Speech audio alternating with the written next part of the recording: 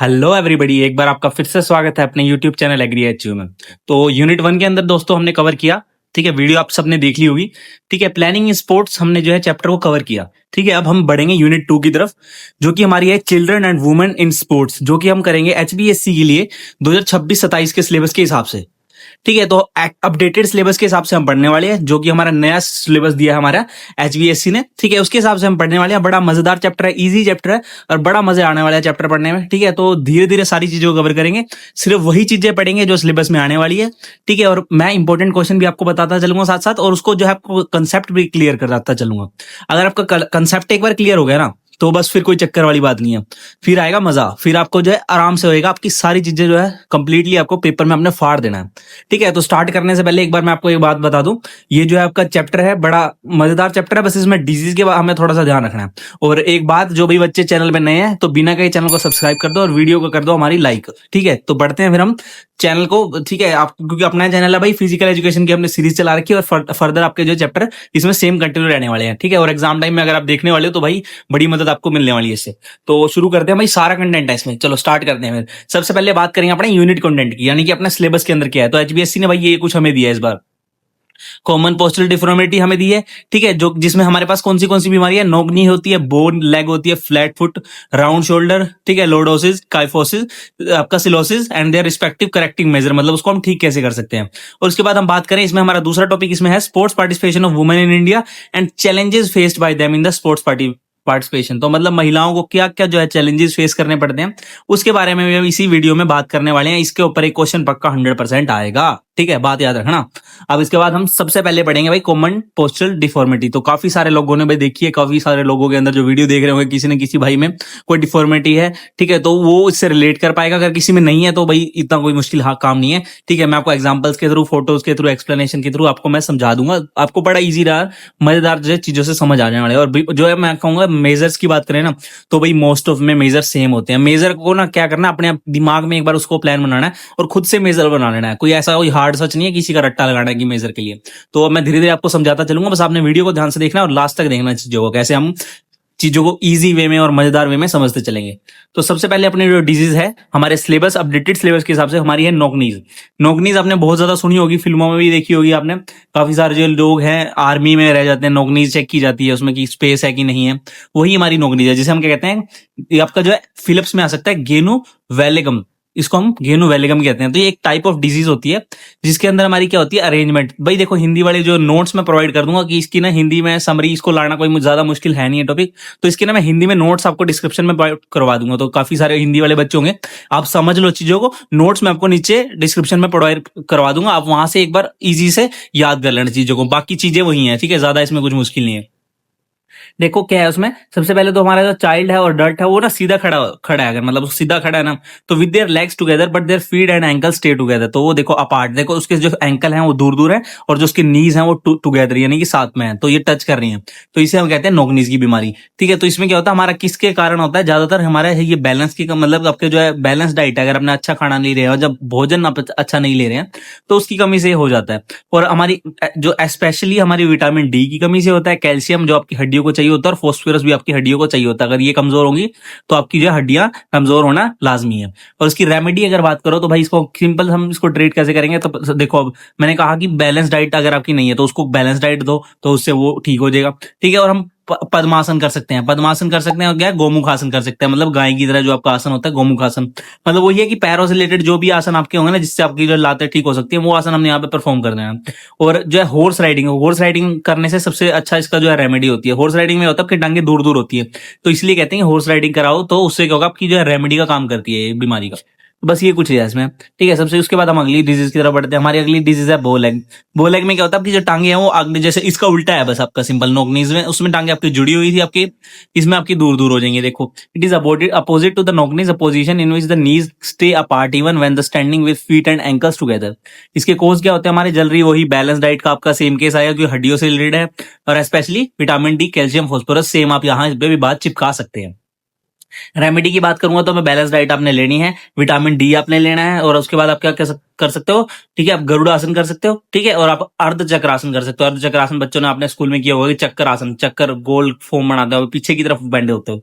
और आपका अर्धमत्र सेंद्र आसन, ये भी आपको बैठ के करना होता है। इसमें एक लेग आपके ऊपर दूसरे के लेग के ऊपर होती है, वो भी मतलब लेग से रिलेटेड हो जाता है, ठीक है। तो वो इसके लिए भी वीडियो बना देंगे, योगासन की ना स्केच डायग्राम होते हैं, वो मैं आपको उसकी वीडियो भी प्रोवाइड करा दूंगा, ठीक है, या फिर आपको पीडीएफ प्रोवाइड करा दूंगा जिसमें स्केच डायग्राम होंगे हर एक आसन के, तो आपको इजीली समझ आ जाएगा, ठीक है। उसके बाद हम आगे बढ़ते हैं। Flat foot.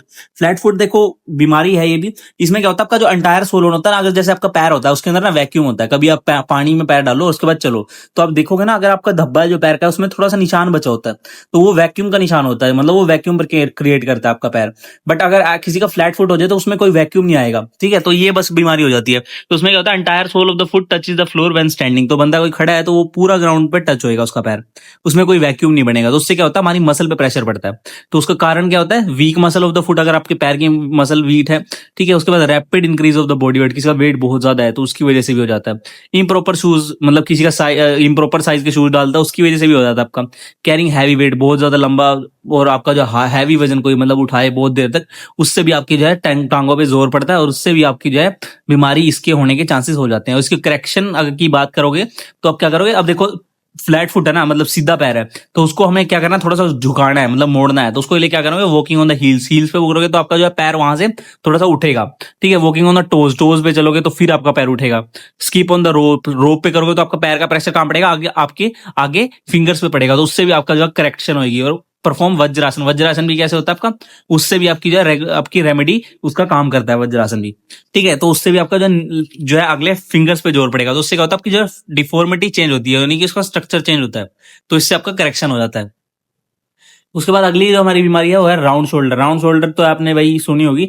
In this the possible deformity the shoulder become round and sometime they seem to be bend forward, यानी कि आगे की तरफ बेंड हो जाती है। काफी सारे आपने देखा होगा, बुढ़िया अम्मा होती है या फिर दादी अम्मा आपकी होंगी, ठीक है, तो मतलब अभी सीरियल्स वगैरह में देखा होता है ना, वो झुक के चलती है लाठी लेके, ठीक है, लाठी लेके चलती है, तो वो क्या होता है, उनको क्या होती है, राउंड शोल्डर की बीमारी हो जाती है। तो ये मेनली तो हेरिडिटी, यानी कि आपके पेरेंट्स से ट्रांसफर होती है। अगर आपके पेरेंट्स में तो आपको भी होगी, या फिर आपकी प्रॉपर एक्सरसाइज आप नहीं कर रहे हो शोल्डर्स की, तो तब हो सकती है आपकी। या फिर आप जो है टाइट कपड़े पहन रहे हो, काफी सारे बच्चे कहते हैं ना टाइट कपड़े पहनता हूं मैं अच्छा लगूंगा, वो उससे भी आपकी जो है राउंड शोल्डर हो सकती है। तो प्लीज अवॉइड करना, कपड़े थोड़े से खुले जरूर डालना, ठीक है, स्पेशली लड़कों को, ठीक है। उसके बाद हमारा sitting standing and walking in the bend position, मतलब आप जैसे आप आजकल के बच्चे, जैसे हम भी अब बात करें तो अब सारे कैसे झुक से बैठे रहते हैं। क्लासों में आपने देखा होगा बच्चे ये बिल्कुल ही झुक के बैठे रहते हैं, हमें कहा जाता है ना सीधा होके बैठो, हम सारे झुक के ऐसे आलसियों की तरह बैठे रहते हैं, तो वो उससे भी हमारा जो है राउंड शोल्डर हो सकता है, ठीक है। उसके बाद इसकी रेमेडी की मैं बात करूं तो चक्रासन, यानी कि पीछे की तरफ घूमोगे। देखो चक्रासन कैसे होगा, आपको बैंड होके पूरा पीछे की तरफ बैंड होगे, तो उससे आपकी करेक्टिव हो जाएगा। उसके बाद धनुरासन। धनुरासन भी सेम ही है आपका, उसमें भी बैंड होंगे आप। उसके बाद आपके tip of the finger on your shoulder पे रखो, उसको रोटेट करो, जैसे पार्क में करते हैं ना अंकल आंटी, जो है शोल्डर्स पे रख के आपके जो हाथ को, ठीक है, उसको घुमाते हैं अच्छे से क्लॉकवाइज एंटी क्लॉकवाइज, तो उससे भी आपका जो है राउंड शोल्डर से आप बच। उसके बाद हमारा आ जाता है काइफोसिस। देखो हंक बैक या फिर राउंड ऊपर बैक, ये भी हमारा मोस्टली ना ओल्डर वुमेन में देखने को मिलता है। देखो काइफोसिस क्या होता है, इसमें क्या होता है, forward rounding off the back, तो मतलब आपका बैक ना उठ जाता है। देखो राउंड शोल्डर आपका जो होता है वो किसी भी एज में हो सकता है, बस फर्क इतना है, मतलब वो ओल्डर एज में आपको ज्यादा देखने को मिलता है। बाकी जो है फॉरवर्ड बेंडिंग, ये आपकी जो मोल जो आपका ये काइफोसिस है, ये मोस्टली आपको ओल्डर वुमेन में देखने को मिलेगा, मतलब वो हम्प सा बन जाता है ना कई बार, ठीक है, कई बार आपने टीवी में देखा होगा, तो वो हम्प सा होता है, वो मेनली जो है ओल्डर वुमेन के अंदर बनता है, क्योंकि खाने की कमी, माल न्यूट्रिशन, इलनेस की बीमारी की वजह से, इनसफिशिएंट एक्सरसाइज की वजह से, ज्यादा लोड लेने की वजह से शोल्डर पे, या फिर आपकी वीक मसल, तो वीक मसल आपकी मोस्टली ओल्ड एज में होती है, तो इसलिए ये काइफोसिस की बीमारी आपको हो जाती है, मोस्टली ओल्डर पीपल में, ओल्डर वुमेन में आपको देखने को मिलती है। रेमेडी करेंगे इसकी तो मतलब पिल्लो अगर लगा के सोए आप, ठीक है, अपने बैक पे, तो वो आपकी जो है पीठ को सीधा करेगा, तो उससे आपकी वो रेमेडी होगी। धनुरासन लगाओ, वही आपका जो है पीछे से कमर आपकी बैंड होगी, तो आपका धनुरासन से वो उसकी रेमेडी होगी, यानी कि उसका आपका इलाज हो गया, ठीक है। तो ये काइफोसिस आ गया हमारा। उसके बाद हमारा आ गया लॉर्डोसिस। लॉर्डोसिस तो अब आपने देखो इसमें क्या होता है, आपका ना बैक साइड आ जाता है आपका। Lordosis implies curving inward of the lower back, तो मतलब पीछे की तरफ आप घूम जाते हो, ठीक है, तो पीछे से आपकी जो है कमर मुड़ जाती है। देखो देखो एक्सग्रेटेड लंबर आपका कर्व, जो लंबर रीजन होता है ना आपका, ये नीचे वाला दिख रहा होगा आपको, ये आपका कर्व हो जाता है, तो इसमें आपका क्या होता है, लॉर्डोसिस ऑफ द स्पाइन, ठीक है। तो इसमें क्या होता है, आपका increase forward curve in the lumbar region, तो इससे आप पीछे की तरफ हो जाते हो। तो इसका मैं बेस्ट एंगल अपने एग्जांपल देखा होगा टीवी में, हर किसी बच्चे ने जरूर देखा होगा। मैं आपको याद कर रहा हूँ, बागा आपने देखा है कैसे वो पीछे झुक के खड़ा होता है? आपने बागा को देखा होगा, नोटिस किया होगा, वो कैसे अपने हाथों को पकड़ के पीछे की साइड खड़ा होता है। तो उसको जो बीमारी है ना, वो लोर्डोसिस है, ठीक है, ये बात याद रखना। तो लोर्डोसिस का बढ़िया एग्जाम्पल वही मेरे को जो याद रहता है वही है, ठीक है। कोजिस इसमें क्या होगा, due to the lack of balance side, improper development of muscle, obesity, पेट ज्यादा आपका निकल जाता है तो ओबिसिटी, उसकी वजह से आप जो है पीछे झुक जाते हो थोड़ा, ठीक है। और weak muscle of the spine, spine में थोड़ी प्रॉब्लम है तो पीछे झुक गए। इसकी रेमेडी क्या होगी, सीट अप लगाओ आप रेगुलरली, हलासन करो, हलासन पता है ना, पीछे की तरफ आप पैर लगाते हो, ठीक है, लेटे हुए। टो टचिंग एक्सरसाइज करो आपका जो है रेगुलर बेसिस पे, तो उससे भी आपका जो है आपको आराम मिलेगा, ठीक है, इजी सी। ठीक है, तो यहां तक हमने जो है सारी जो है कि सारी की सारी डिजीज हमने यहाँ पर कवर कर ली है आपकी। बस यही आपके एग्जाम के अंदर है, यही आएंगे और इसी का आपको याद करना है भाई, कोजेज, रेमेडी, और आपको क्या होती है डिजीज में, क्या उसके एक्स्ट्रा नाम है, जैसे कि लोडोसिस का आपका स्वे बैक है, तो आपको पता होना चाहिए बस, आपको चाहे हिंदी मीडियम हो चाहे इंग्लिश मीडियम में, दोनों को आपको पता होना चाहिए।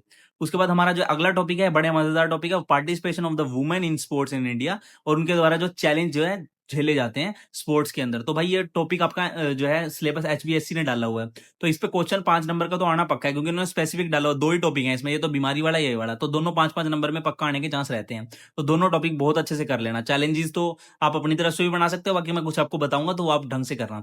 सबसे पहले हम participation of women in sports अगर हम पढ़ रहे हैं तो हमें हिस्ट्री थोड़ी सी पता होना चाहिए, हमें वुमेन स्पोर्ट्स के बारे में थोड़ा पता होना चाहिए। देखो, तो सबसे पहले women in sports in India के अंदर हम देखो बहुत सारे हमारे पास जो आज आज के टाइम में एग्जाम्पल हैं। पहले के टाइम में इतने नहीं होते थे, बट आज के टाइम में आपको देखने को आपको बहुत सारे आपके जो है आइडल भी हो सकते हैं, काफी लड़कियों के आइडल भी हो सकते हैं, ठीक है। हमारे को जैसे आप देखो, सबसे पहले हम किसकी बात करेंगे, हम करना महेश्वरी की बात करेंगे, जो कि हमारी 2008 के अंदर ब्रॉन्ज मेडल जो जीत चुकी है, फर्स्ट एवर वुमेन जिनको हम बोलते हैं, जिन्होंने वेट लिफ्टिंग में इंडिया को जो है हमारा ब्रॉन्ज मेडल दिलवाया था। तो first ever women to win any Olympic medal, तो ये है हमारी जो है स्टार है हमारी, ठीक है। वुमेन पार्टिसिपेशन इंडिया में सबसे पहले इनका नाम लिया जाएगा।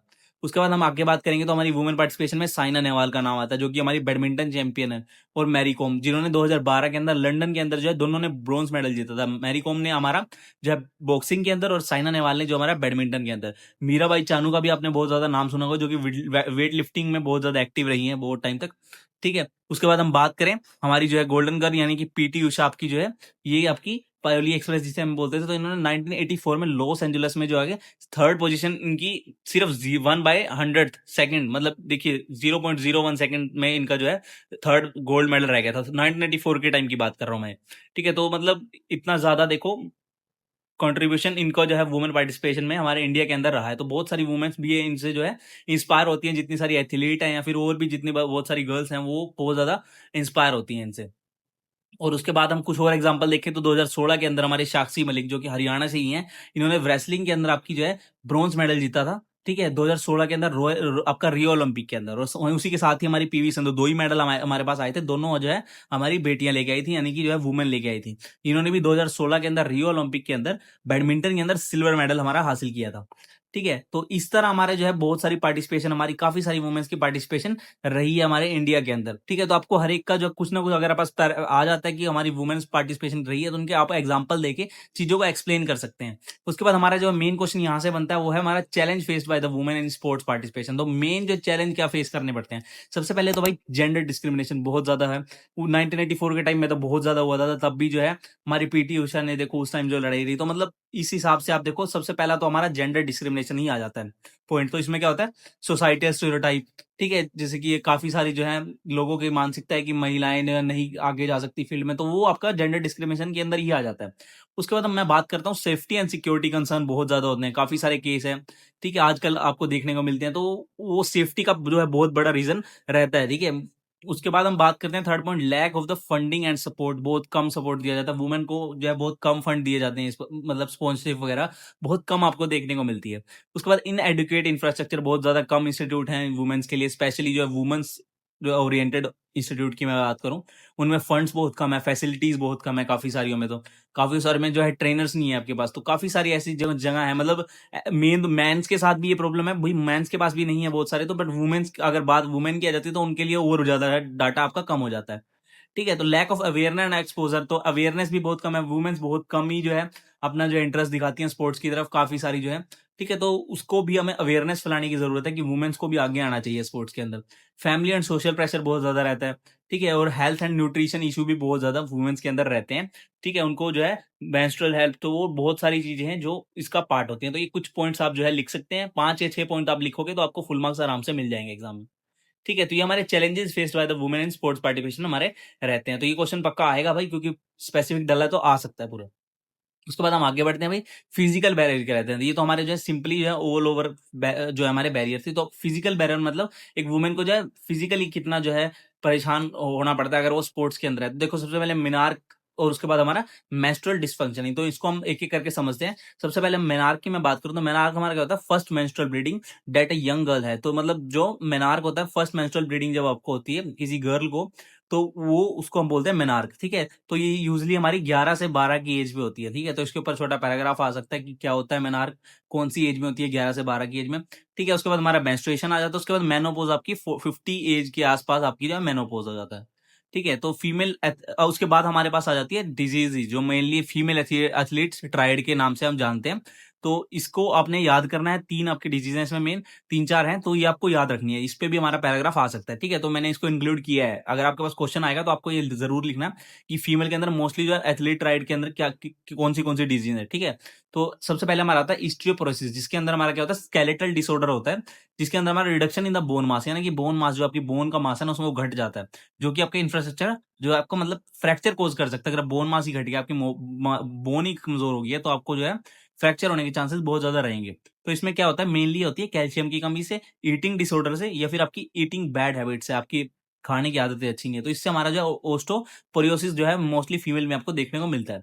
उसके बाद हमारी नेक्स्ट जो हमारी आ जाती है वो होती है आपकी एमनोरिया। ये बड़ी इंपॉर्टेंट है, जिसमें आपको हम बोलते हैं absence of the menstrual period. काफी बार जो है स्पोर्ट्स पर्सन या फिर कोई और सिंपल फीमेल भी है, उनको भी, जो नॉन स्पोर्ट्स फीमेल होंगी उनको भी जो है एब्सेंस ऑफ मेंस्ट्रुअल पीरियड हो सकते हैं।